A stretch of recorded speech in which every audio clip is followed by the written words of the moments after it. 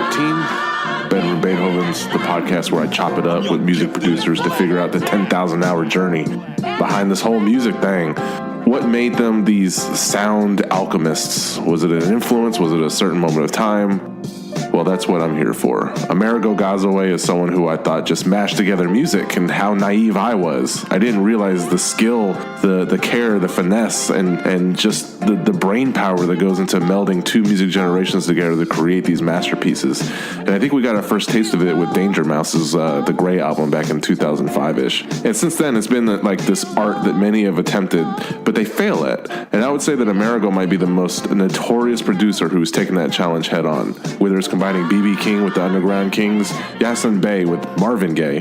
It's a feat that needs to be heard. I'm your host, Cello, and that's cause I'm young, gifted, and black. And that's a fact.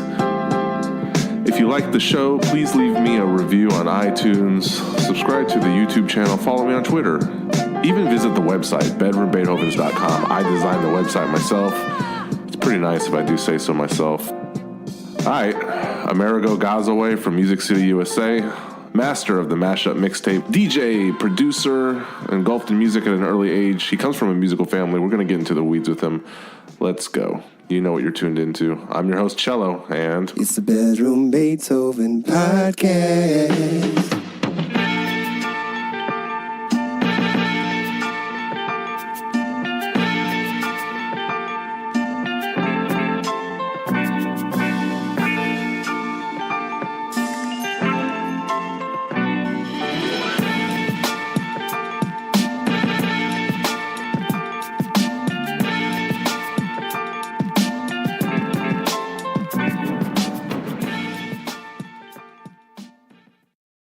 Unless you can get someone in the studio with you, you're taking a gamble on like sound quality. But I mean, if I'm interviewing music producers, it's always like peace of mind because you guys have the equipment, you know? Yeah, I guess that's a good point. Yeah, heard podcasts where people are like on the street and there's a train going by and like. It's funny. It's like when I started this podcast, obviously you get the ideas churning a little bit, and so I had like this little vision board of people I wanted. Like a short list of people I wanted on the podcast, and you were actually number 4 out of like 50 names I put down. So I'm very overjoyed. Oh wow, I'm honored, man. I'm honored. Thank you. You know, I think gun to my temple. If someone said pick your favorite song of all time, it's probably DJ Honda Traveling Man. So. Memories don't live like people do. They always remember you, whether things are good or bad. It's just the memory. When I listen to you, I always have this feeling of selfishness because I feel like you create music just for me. It's so up my alley, it's ridiculous. Yeah, man, I love that song.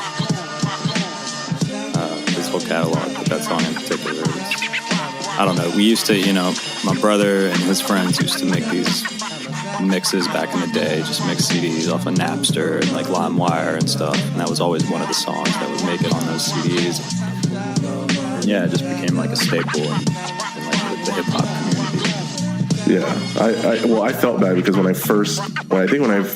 you first started coming out with tapes, I thought you were just a fan who mixed beats with acapellas, and I was like so naive. So please don't crucify me. Since then, I've learned a lot about you and gained a lot of respect for you. I know there's more to it than just mixing beats and acapellas. So. Yeah, I mean, that's how it all started, but it's definitely evolved from there. You asked me to highlight a song of yours of my choice, so something that like speaks to me because of your curiosity and on which of your tracks people tend to gravitate towards. And this is interesting because you and I are the same age. I'm only older than you, I think, by like a few months. So as we talk, I can directly compare our taste in music as we talk about this 10,000 hour journey of yours. No, man, I appreciate it. You seem like you know your shit and you appreciate good music, and so Oh yeah, did you listen to some of the past episodes? I listened to a couple episodes. I was going on jogs and running and stuff. I'm a big podcast listener. Just when I'm like out and about.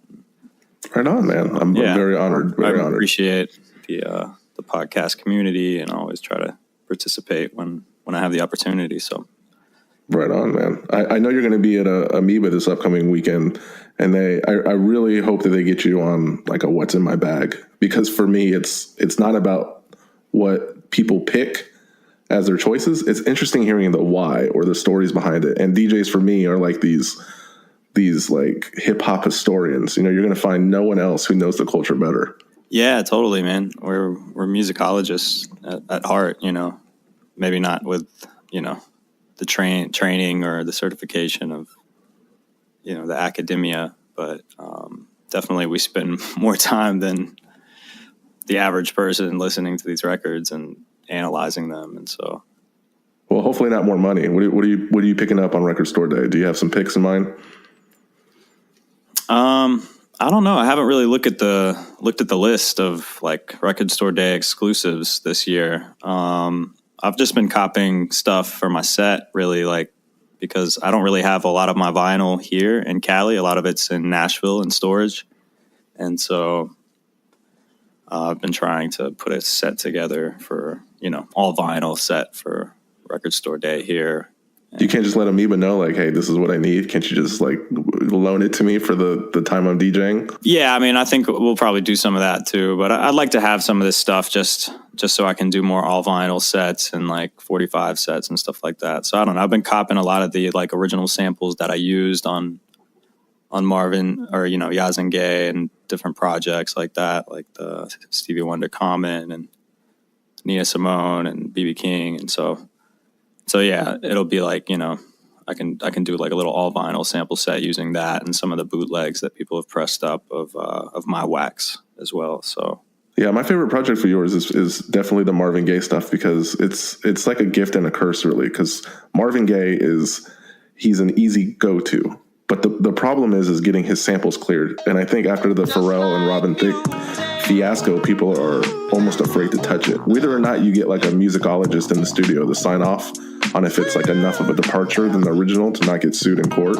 But now if you go through like the right channel and you get that sample, like I said, it's a gift and a curse.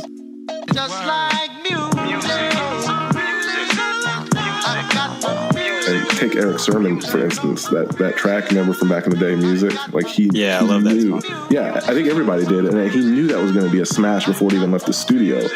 But I guarantee you, if you revisit that album, it's the strongest track on the album. Nothing else from that album will make a mark on you. And for me, like, Marvin Gaye he's dangerous to sample. that makes a happy day. Just like music makes clouds flow by, baby. Your music is my tears inside my eyes. Just like yeah, no, I mean, I always avoided a lot of these big artists growing up. Like, when I was coming up, I was really looking for the most obscure thing to sample, whether it was a soundtrack or some, African record or something, completely foreign and obscure. And so, I kind of avoided a lot of this stuff for a long time. And then, when I started the Soulmates project, I really got to like appreciate these artists again, because it's like, you hear Marvin Gaye on the radio growing up and it's kind of always present, at least in my household. It was always present and around. But, it's sometimes, you never really got the full chance to appreciate it, from like a music producer standpoint. And so, well, your parents were musicians, so like, what were you listening to as a kid? Because it must have been just filled with not just like the mainstream, like Motown top 40. It must have been like all kinds of stuff. Yeah, totally. I mean, my dad's record collection is huge, and he was playing all types of Brazilian music and Latin stuff, and Hawaiian records. And my mom's a Brazilian, and so she plays guitar and sings, and there's always a lot of music. My brother and sister were older, and so they were into hip hop and kind of put me on to that at an early age. Yeah, it was just music was always around for sure. And then when I would go spend summers with my dad, it was like, he had all this equipment, he had keyboards and like samplers, and I got to mess around with that stuff. What are people listening to in Brazil? Was it like bossa nova? Like I'm so sheltered. I think my experience with like South American music is like Mad Libs and Medicine Box, and that's like it. No, I mean, Antonio Carlos Jobim, Elis Regina, a lot of the great bossa nova jazz singers and players. But also like there was people like Milton Nascimento and Gilberto Gil and more avant-garde kind of artists that were, fighting against the dictatorship that was going on in the 70s. And so they were making protest music like that and actually getting like kicked out of the country. And then they would go to Europe and like get influenced by the Beatles and all that stuff and come back to Brazil and bring that influence. And then there was a lot of cool stuff going on. Tim Maia, he was like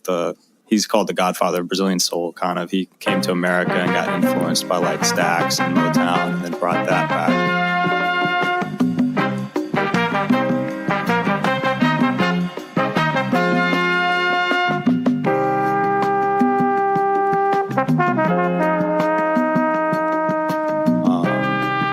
Brought that back to Brazil, and there's some crazy stories about him. He was like in this crazy cult and made all this music about like aliens, and we could go on a whole tangent about Tim Maia, but there's a lot of just amazing music in Brazil, spanning all the way from like bossa nova stuff all the way to rock to like African influences. It's so good though, because I miss the times where people made music not just to top the charts, but there was like political agendas and storytelling and like real purpose. I don't know. I sound like an old man, like yelling at clouds, but I kind of miss that. I know. You had like an adult's vocabulary with music by the time you were probably a teen, growing up with all that. Yeah, totally. I mean, by the time I was a teenager, I was touring with my dad, like opening up for him, with turntables, with DJing. He took me on tour, and we toured Colorado and did a bunch of different dates, and I got my first experience like actually being in a venue and being in front of real crowds and kind of warming up for the band, and that was invaluable experience as well. Where did you grow up before you started globetrotting with your dad? Nashville. So was there a danger of being in this epicenter? Because we all know Nashville is like associated with like this music industry epicenter, which by design, I think it's set up to where you can start to feel pressures or sacrifice or normalize areas where you could and should be exploring your creativity, because that's the stuff that kind of makes you unique. Yeah, I mean, Nashville's, everybody there is involved in the music industry in some kind of way, either that or their parents were, but it's definitely, changed a lot. And it's not just country music as most people would have it, but there's a whole lot of cool stuff going on in Nashville in terms of R&B and soul and funk and EDM and hip hop and pretty much any scene that you're into now, like there's something for that audience in Nashville. And so, but yeah, as coming up there for me, it was, I was really influenced by the radio, like WRVU, this radio station. There was a show, 911 emergency show with Count Basie and DJ Egon, who later went on to start Stone's Throw. That was a big show growing up that we would all listen to, and they'd play like samples and breaks, and this was really before the internet too, and so it was like the only place where you could get that kind of content, real hip hop samples and exclusives and B-sides. And so we would all record tapes of that show, and then just digging in the record stores. Nashville's got a lot of history in terms of soul and funk, and Memphis being so close by with Stax and like the gospel and soul music that's there. There's just, if you go to digging in the record stores in Nashville for making beats anyway, it's like a gold mine. Is that what grabbed you, or did your parents kind of con you into getting into music? Like before you even realize this music thing is the job I've been training for, it's not about picking up an instrument or selling vinyl or touring. It's almost about understanding the music. And now your knowledge is like so far reaching that you can combine Afrobeat, blues, combine it with hip hop, even multi-era, whether it's Cardi B or if it's 90s UGK or De La. Like you have almost this PhD in music history based on multicultural and multi-instrumental stuff that you deal with. Yeah, I mean, I think, growing up in the South too, there was a lot of like Southern rap influence and trap music. And so that played a big part into what I do. And, all my friends, like in high school, we were making those types of beats. And there was actually a music studio in my high school in Hillsborough that we would all skip class and go, hang out in and make beats. And I don't know, I've been influenced by just everything I come into contact with pretty much. Yeah, I feel bad that I'm just like, hey, country music, Nashville. It seems it's so much more and I'm just like in this little bubble that I probably need to get into the weeds and like really understand the full cultural richness of that area. Seems like it's a great place. Yeah, it is, man. You gotta come try some hot chicken next time. Oh, for sure. And I know, if you come through Texas, I think we got barbecue on lock, but it's not necessarily hot. Nice. You're in Austin, right? Yeah, I'm close to Austin. So, we got South by Southwest. They say it's the live music capital of the world, but let's be real. It's like the rock music capital of the world. They're not too hip hop friendly. I think like Devin the Dude comes through like emails every now and then, but other than that, yeah, it's probably more indie rock.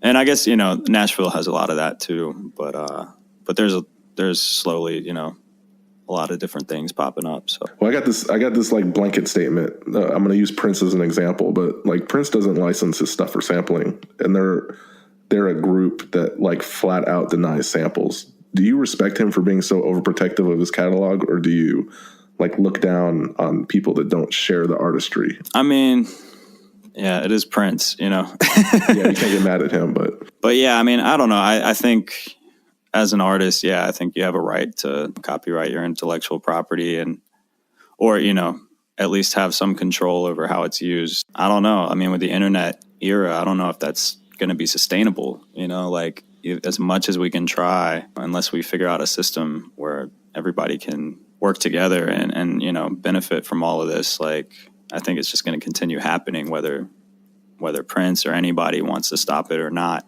I don't know.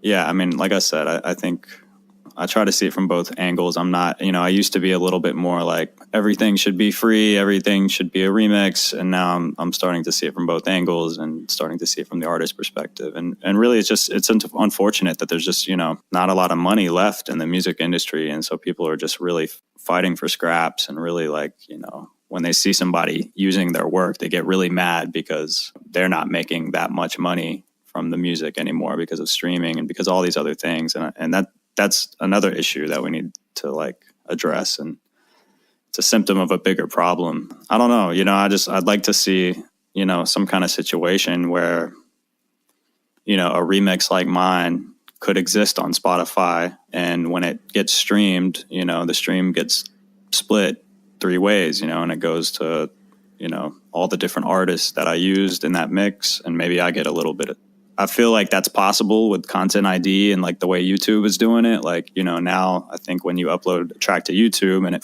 it flags a sample in your song, it'll just put a link to the artist that you sampled in the corner of your video, or it'll put an ad on your video, and like everybody's happy. The video gets to exist on YouTube and the artist gets some kickback from it. I think I agree with you, though. I think it's going to work out because I think we might be in the infancy of that problem. I think we've come a long way from Metallica suing Napster. And I think the way I phrase that question is like, hey, when do you think DVDs are going to take off? Because there's so many people watching VHS. But you know what? Like, eventually, they're going to stop making VHSs and you're going to be forced to get DVDs. So it doesn't matter if you're an early adopter of the Fair Trade Act with music or if you are a laggard. I think eventually Prince is going to have to give up some of his music, or samples are going to be a lot easier to collaborate with. I think that is the direction that music is taking. Well, it's also these artist catalogs, I mean, unfortunately, like, unless you do something new with it, the value of Prince's catalog is only decreasing every year. It's not increasing, same with Marvin Gaye, same with Stevie, like any of these huge artists, unless you're actually doing something with it, like reissuing, or like they did with the new Marvin Gaye record, the You're the Man, they reissued that. They got Salam Remy to remix some tracks. Like, unless you're doing something creative like that, the catalog is just, the value of it is just going down. You're making less and less money from it every year. So, yeah, I think they almost ruined Tupac's legacy. Well, yeah, there's the opposite end of the spectrum too. Yeah, they released so much garbage once he died. Like, and it's almost like, hey, if something was on the cutting room floor, should it be on the cutting room floor? Or I don't know how you feel about that Michael Jackson, where they get like Akon on the hook and like Kanye remixed like these classic songs, and I don't know, it's weird, almost like either, like you say, repurpose it and come out with something new, or just kind of just let it go. It has to be done tastefully, and that's where I come in, or that's where people like J Period come in, or just like Salam Remy and like when you get the right people involved, it can be magical. And then also there's the relevancy of who sampled it, like you said. So if like Joe Nobody samples something versus Dr. Dre sampling something, it shouldn't be a higher quote because it's going to make a lot more money, or a lower quote because you don't want to cut them a break. Unfortunately, it's not always about the sample, what they've used, how they've used it, and the final outcome of the new song. So how does that work? Oh, in terms of like sample prices and stuff? Is it like a one purchase price for anybody? Or if they know that you're going to use it, your music's going to be a little bit more mainstream than the next guy. You got more reach. So do they charge you more? I think it really depends. And that's the problem with it right now is like, it's really like the Wild West and there's no regulation. And so like, you know, one estate can charge whatever they want really for a sample, or maybe it's not the estates. I think it's more the labels and that are in charge of the masters. De La Tommy Boy thing, you know, like I said, they're just, that was rough. You know, hardly any money in the music industry anymore. And so people are just like really fighting for every penny, but you know, like we're all blaming each other, but you know, really it's like we need to be talking to Spotify and Tidal Music and asking them to pay us more. Try to fight each other all day as artists. We're going to sue each other all day. Like that's not going to, yeah. You know, Spotify and Tidal, you know, are the new record labels, and Apple Music, you know, those are the new record labels. And that's how we need to start looking at it and address that and like unionize or, you know, so do something to fight for our rights as artists, because like they're kind of in control of everything right now. Yeah, that's why no one really puts up a fight on the 3 cents a stream, because who else are you going to go with? But, you know, then there's Bandcamp, and there's a whole other community, you know, of people that are putting out music independently from that network. And that's like, I don't know, it's been really sustainable for me and beneficial to, you know, put my music on Bandcamp and have direct contact with my fans, have, you know, my fans email. Like, I don't get any of that from Spotify, unfortunately. Like, you know, you don't know who's, I mean, you get stats now. You can kind of see who's listening to your music now and what countries are listening. And that's pretty cool. But like, you know, the fact that I've been able to collect emails through Bandcamp has been like a huge asset for me as an artist. And so, yeah, you have my email. Yeah, exactly. And yeah. So I don't know, there's just different ways of doing it. And so, you know, I definitely want to have a presence on Spotify and all these streaming platforms, but I'm not sure if I want to just, you know, distribute my whole catalog to them immediately. Yeah. I don't believe there's such a thing as having the same feel or similarity. Like inspiration is not copyrightable if you think about it. Like the Beatles were influenced by Chuck Berry. Rolling Stones were influenced by Muddy Waters. And here we are talking about, you know, Marvin Gaye and your music, but you know, who influenced Marvin Gaye? You got Sinatra, Ray Charles, and they even said that he sounded the same as Sam Cooke. So, you know, where do we take this? You know, that's the whole basis of music. Ever since the blurred lines thing, I guess, it's gotten a lot trickier. Not just with the Marvin Gaye, and it's not just with sampling Marvin Gaye, but yeah, I think people are just on edge to sample music in general. And so I don't know, I've been trying to like push myself to learn more instruments this year. And then I've been doing like these live session videos where I recreate different hip hop samples with live instruments and really trying to learn how these songs are created from the inside out, so that, you know, the next time I do get in trouble for sampling, I can just recreate it on the spot. Or if somebody else needs something recreated, I can help them with that. And how often do you get the slap on the wrist from sampling? Is it pretty frequent? It happens probably maybe 1 out of every 5 or 6 things I do. I don't know. Like the, you know, Bizarre Tribe got shut down. Yazenge got shut down the first day it came out. You know, little one-off singles that I put out occasionally get shut down or get, you know, some kind of copyright complaint. Well, kudos to you for not just getting frustrated to the point where you're just like, I quit. You know? Yeah, no, I mean, when Yazenge's Part 1 got shut down, that's when I was like, okay, well, we're doing Part 2. And we put that out like a few months later. Thank you. How about for Marvin Gaye? Thank you, ladies and gentlemen.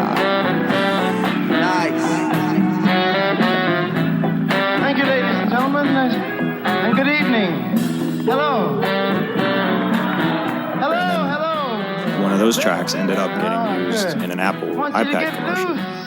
And we were actually able to clear the samples with the Marvin Gaye estate and clear the Mos Def camp acapella and, put it out officially on iTunes and all that. So that was a learning process. It's just a testament. Yeah, it's just like, the first side one or, part one got shut down. Part two, went on to do great things. And so it's just, God bless you. We love you.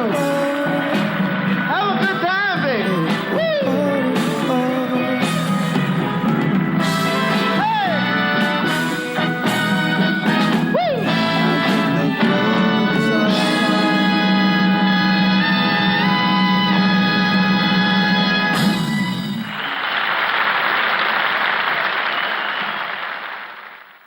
just kind of have to keep pushing the envelope and pushing people's buttons and putting this stuff out there, and ask for forgiveness instead of for permission.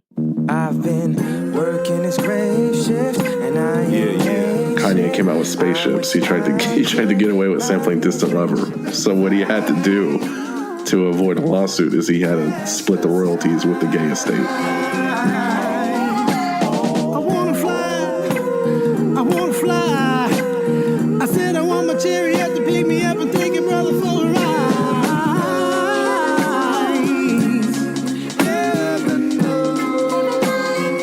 So, I mean, you can imagine how much loot his estate makes off sampling, but more important, like how much influence his music has had. And I also feel like an album like College Dropout just couldn't get made today.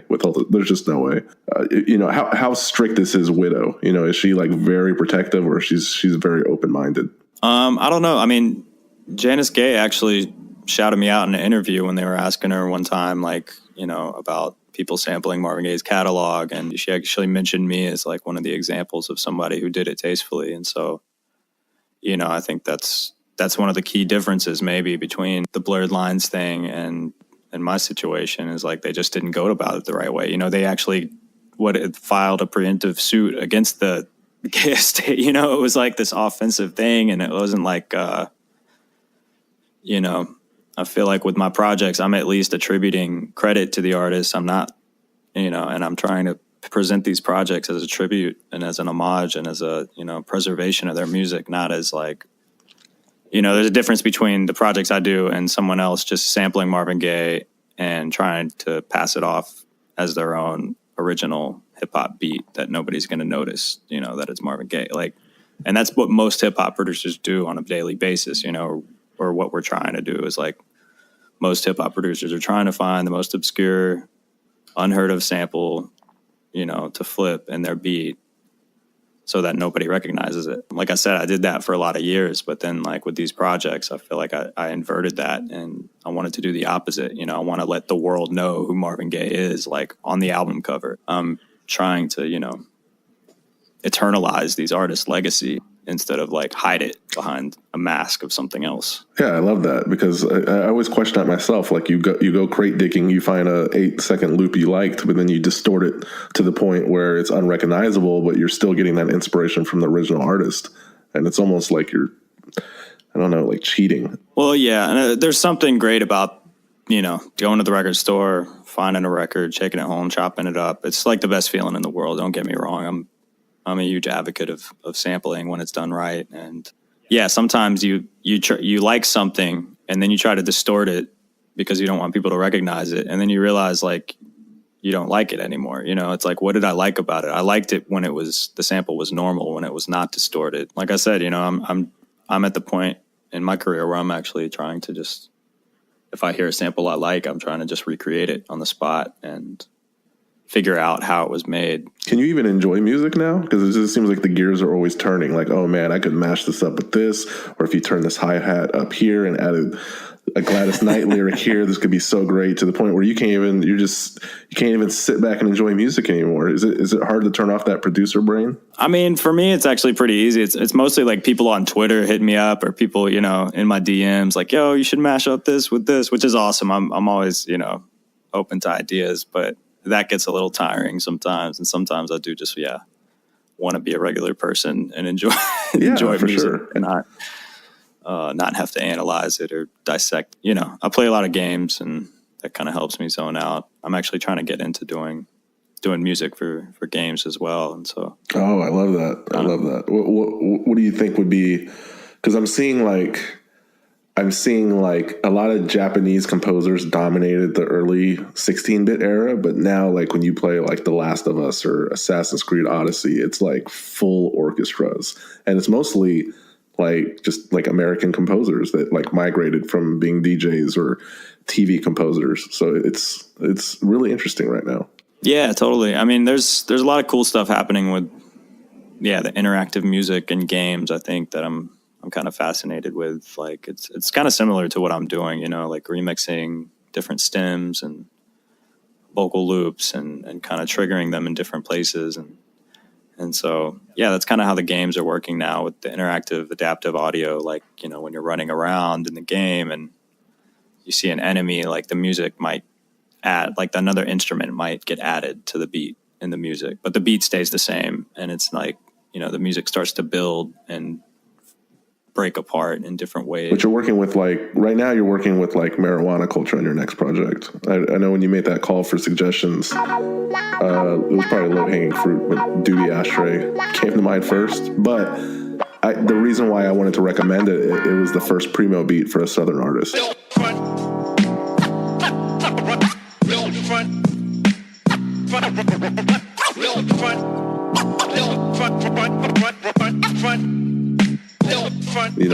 He's New York through and through, so we don't really hear that Southern drawl, like that slow stoner flow. Yeah, no, I love that track, and that definitely fit the criteria for what I was asking for.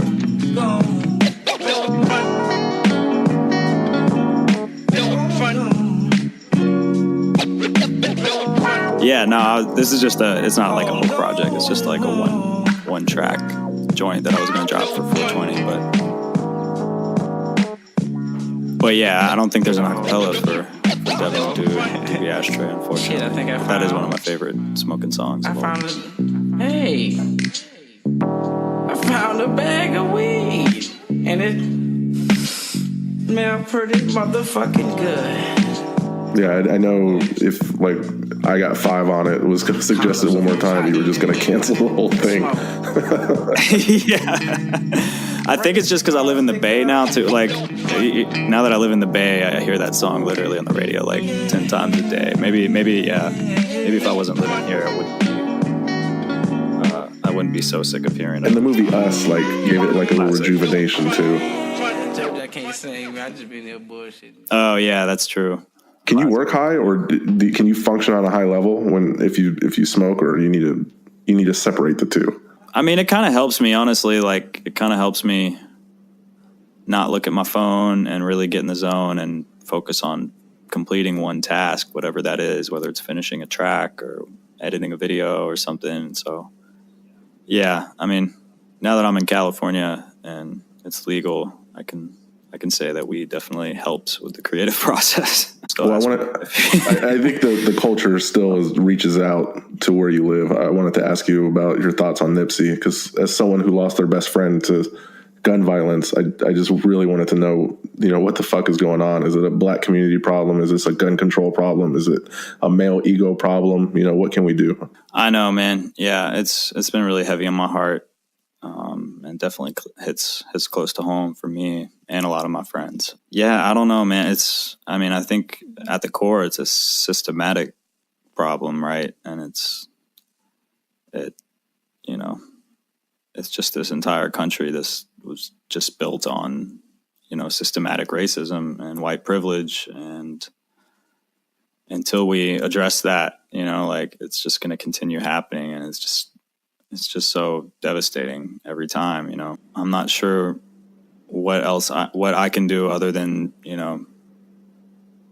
express myself through music and through podcasts and through, the different platforms that I have. But, and I know that's what he was trying to do as well. And it's just, it's really, really tragic that he was cut short from doing that. I know it's a heavy question, but as someone in your position who can use music to I know it might sound corny, but kind of heal a nation. I mean, it's what you do. It's almost like a comedian after 9/11. They were the first people to bring laughter to people after a dark time. I feel like people in your position can spread positivity, not verbally, but through sounds. And, it's a shitty situation, but I know you're out there on the West Coast, and I just want to say keep your head up, and I wish you safe travels as you navigate tours and making music. So I appreciate that, man. Yeah, we're, my homie Xiomara and I are working on a new project together. It's called 1990, and it's like some Bay Area shit. Like it's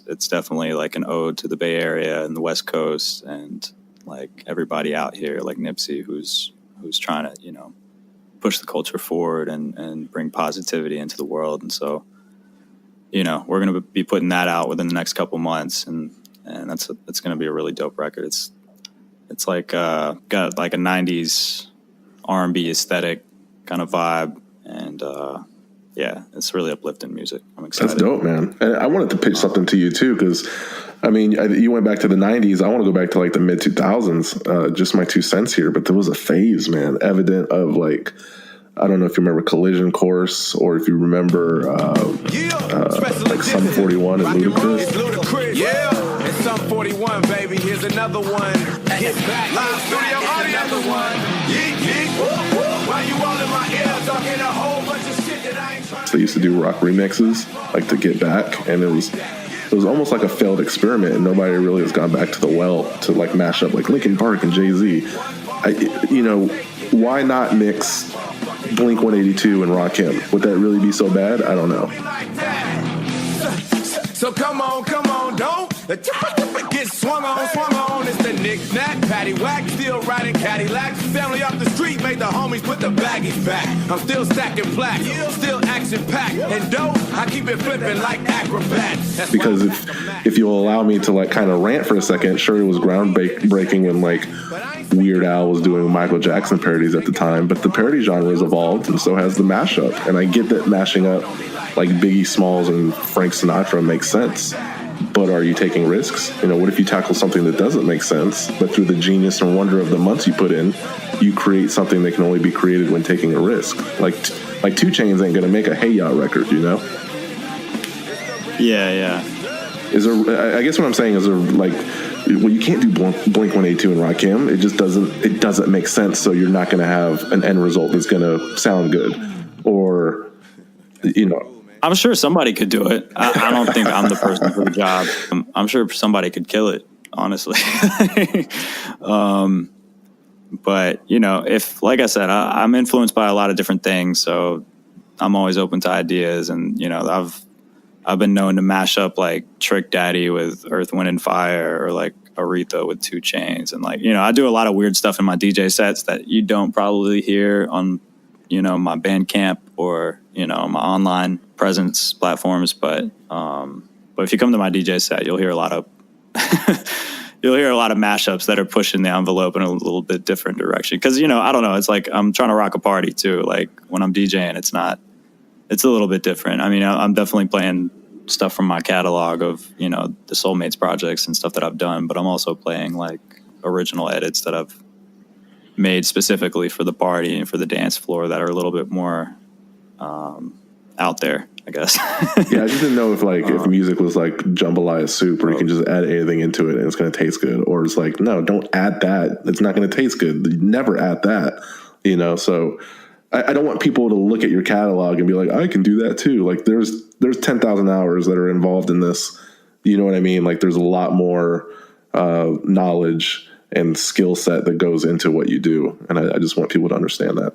Yeah, no, I mean, with the projects I do, I definitely try to, do stuff that makes sense and really find 2 artists that seem like they would go well together or have the same kind of musical vision or talk about the same kind of subjects. And I really try to align those 2 things, the projects that I do. But when I DJ, it's anything's game. Yeah, what comes first, like the chicken or the egg on that? Because, you have like BB Trill and Ghostface Thriller, and it's like, those are really cool names. Can you like think of a cool name and then you kind of go from there?